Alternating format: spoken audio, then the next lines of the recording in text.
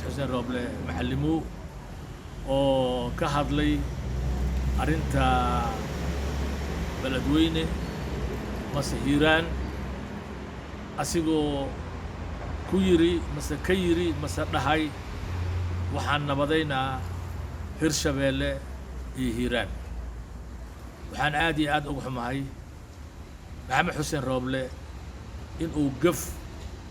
ka galay cali guudlaawe inuu gaf ka galay shabeellaha dhexe inuu gaf ka galay hiiraan oo dhan waxaan rabaa maxamed xuseen rooble inaan u sheego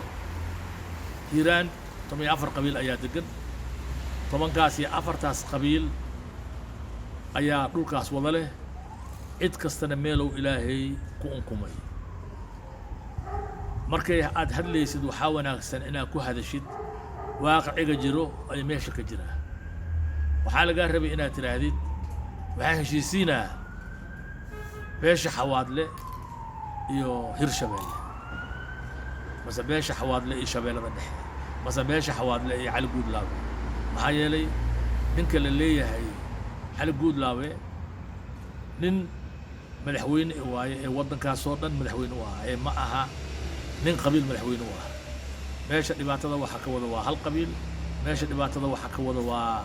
qabiilka la yidhahdo xawaadle waxaa lagu qaatay inaad tidhaahdid waxaa heshiisiinaa beesha xawaadle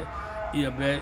waxaa heshiisiinaa iyo cali guudlaawe mase hirshabeelle iyo beesha xawaadle markii beesha xawaadle ayaad ka dhigteen in ay qabaa'ilada dhan ee meesha degan ay ka sharbad yihiin meeshaas waxa gadooday oo dhibaatada ka wada waa hal qabiil waxaa la rabaa arrinta markaad waxaynaysiina inaa qabiilkaas meesha problemka ka wado aad farta ku fiiqdaan laakiin aad beesha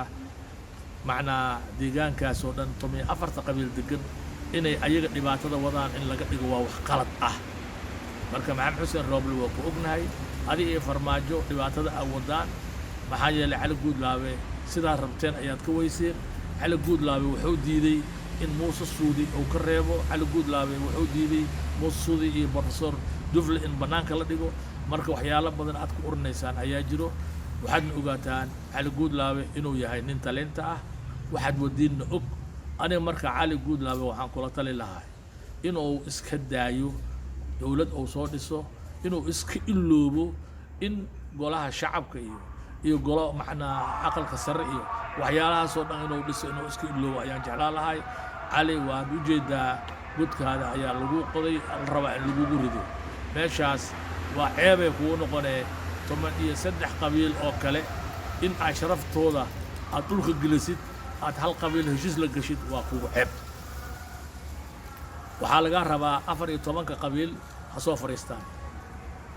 14kaas qabiil oo fadhiyo xawaadle ka mid yahay ayaad ka hadli kartaa laakiin maalintaad inaad baxdid odayaal xawaadle ay ku yimaadaan mase xildhibaan xawaadle ay ku yimaadaan mase ugaas xawaadle uu ku yimaado aad daba gashid ogow sharafta anagana sharaftaa nooga dhacday adiga sharaftaa iskaga dhacday 13 qabiil kalena sharaftaa ugu dhacday marka waxaan ku dhihi lahay adkayso arag waxaa lagugu waday in lagugu sameeyo annaga hana hoosgeynin qabiil yidhaahdo farmaajo haddii 14kaas qabiil ay isku raacaan inaan qaldannahay nacam waa walaalaheen xaq iyo xuquuq ayay u leeyihiin gardarrada aan ka galnay inay nagu qabsadaan laakiin qabiil xawaadle la yidhaahdo oo ujeeddadiisaba ay tahay inuu wax dhan burburiyo qabiil xawaadle la yidhaahdo oo ka degan beledweyne 2 xaafadood oo macnaa iyo boqda iyo degan annaga ma aha inaan noola sanduleeyo marka waxaan kuu sheegaa cali xawaadle hadday rabaan macal ugaaskooda ha ku yimaadaano ka bacdi qabaa'ilada kale u geey wada shira adigoo 14kaas qabiil ay gacanta kugu jiraan dadka la hadal ee haddii xawaadle kaligiis aad la hadashid ogow wixii ka hadlaaw adaa iska hadlaysay wasalaamu calaykum waraxmatullaahi wabarakaatu